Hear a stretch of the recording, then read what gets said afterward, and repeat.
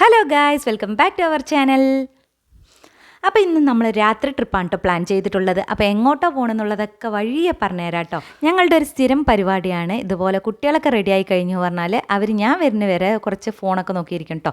എനിക്കാണ് പറഞ്ഞാൽ പെട്ടെന്ന് റെഡിയായിട്ട് വരാനും പറ്റില്ല. കുറച്ച് കാര്യങ്ങളൊക്കെ ചെയ്ത് തീർക്കാനുള്ളത് കൊണ്ട് ഞാൻ കുറച്ച് സ്ലോ ആയിട്ടാണ് ഞാൻ റെഡിയാവാറ്. അങ്ങനെ നമ്മൾ രാത്രി ഭക്ഷണത്തിനുള്ള കാര്യങ്ങളൊക്കെ ഇവിടുന്ന് കുറച്ച് കൊണ്ടുപോകുന്നുണ്ട് കേട്ടോ.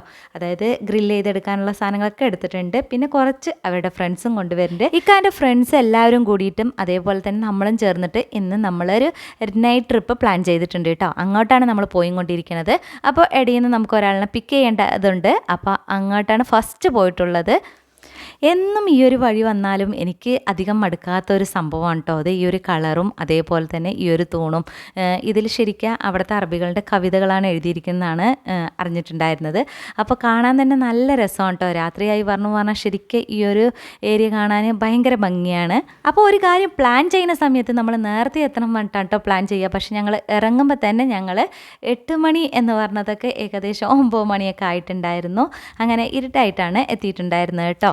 ഞങ്ങൾ വന്നതിന് ശേഷം ബീച്ചിൽ പോയിട്ടുണ്ടെങ്കിലും ഇത് ഞങ്ങളുടെ ഫസ്റ്റ് എക്സ്പീരിയൻസ് ആണ്. അതുപോലെ തന്നെ ബീച്ചിലുള്ള ആ ഒരു വൈബ് ആസ്വദിക്കുക എന്നുള്ളത്, ഫുഡൊക്കെ കൊണ്ടുവന്ന് ഗ്രില്ല് ചെയ്ത് കഴിക്കുക എന്നുള്ളത് കേട്ടോ.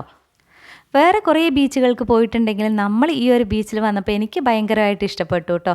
കാരണം ഇവിടുത്തെ ആ ഒരു ലൈറ്റും ഫുഡ് പ്രിപ്പയറിനുള്ള ഫെസിലിറ്റിയും കാര്യങ്ങളൊക്കെ പൊളിയായിരുന്നു. അങ്ങനെ ഫുഡ് പ്രിപ്പറേഷന് വേണ്ടിയിട്ട് ഓരോരുത്തരുടെ വീട്ടിൽ നിന്ന് ആയിട്ട് കുറച്ച് സാധനങ്ങൾ കൊണ്ടുവന്നിട്ടുണ്ടായിരുന്നു.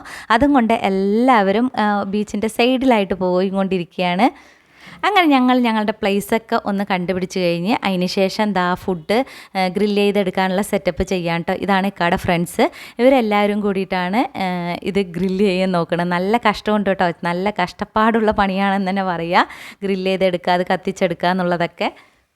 ഇവർക്കൊക്കെ ഇത് ചെയ്തിട്ട് നല്ല എക്സ്പീരിയൻസ് ഉള്ളത് കൊണ്ട് തന്നെ അതൊക്കെ നല്ല കറക്റ്റായിട്ട് ചെയ്യുന്നുണ്ട്. ഇനി ഇത് ഫുഡ് വെക്കാനുള്ളതും ഞങ്ങൾക്ക് ഇരിക്കാനുള്ള ഒരു സ്ഥലമാണ് ഇത് സെറ്റ് ചെയ്യുന്നത് കേട്ടോ. അതിൻ്റെ അടുത്തായിട്ട് തന്നെയാണ് ഫുഡ് കാര്യങ്ങൾ. അപ്പോൾ കൊണ്ടുവന്നതൊക്കെ അവിടെ നമ്മൾ സെറ്റ് ചെയ്ത് വെച്ചിട്ടുണ്ട്.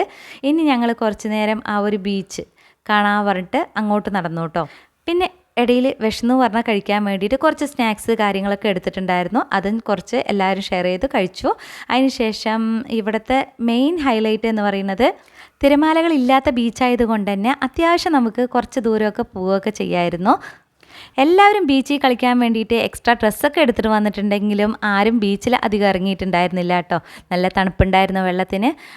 പോരാതെ എല്ലാവരും കളിക്കാനാണ് ഉത്സാഹം കാണിച്ചിട്ടുണ്ടായിരുന്നത്. ഇവർ ഫുട്ബോൾ കളി അങ്ങനെയുള്ള കളികൾ കളിച്ച് അവരവരുടെ ടൈം സ്പെൻഡ് ചെയ്തിട്ടുണ്ടായിരുന്നു. പിന്നെ ഞങ്ങൾ പോയ സമയത്ത് ബീച്ചിലായിട്ട് കുറച്ച് ഫിഷിങ് കാര്യങ്ങളൊക്കെ ചെയ്യുന്നുണ്ടായിരുന്നു കേട്ടോ. ആൾക്കാർ ഇങ്ങനെ എന്താ പറയുക, ഫിഷ് പിടിക്കലും അതിൻ്റെയൊക്കെ തിരക്കായിരുന്നു. ഇവരിത് പ്രിപ്പയർ ചെയ്യുമ്പോഴേക്കും ഞങ്ങൾ ഒരു റൗണ്ട് ചെറുതായിട്ടൊന്ന് നടന്നിട്ടൊക്കെ വന്നിട്ടുണ്ടായിരുന്നു.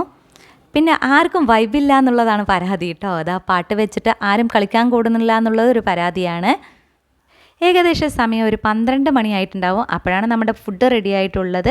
അങ്ങനെ എല്ലാവരും പാട്ടും കേട്ട് ഫുഡ് ആസ്വദിച്ച് കഴിക്കുകയാണ്. അപ്പോൾ ഫുഡ് നമ്മൾ റെഡിയാക്കാൻ വേണ്ടി എടുത്തിട്ട് വന്നിട്ടുണ്ടായിരുന്നത് മട്ടൺ ഗ്രില്ല് ചെയ്യാനും അതുപോലെ തന്നെ ചിക്കനും ഗ്രില്ല് ചെയ്യാൻ വേണ്ടിയിട്ടും പിന്നെ നമ്മൾ ഫിഷും കൂടി എടുത്തിട്ട് വന്നിട്ടുണ്ടായിരുന്നു. ഓരോന്നും ഓരോരുത്തരാണ് കേട്ടോ പ്രിപ്പയർ ചെയ്ത് വന്നിട്ടുണ്ടായിരുന്നു. അങ്ങനെ നമ്മളെല്ലാം കൂടി ഗ്രില്ല് ചെയ്ത് കുബൂസും കൂട്ടി കഴിച്ചു.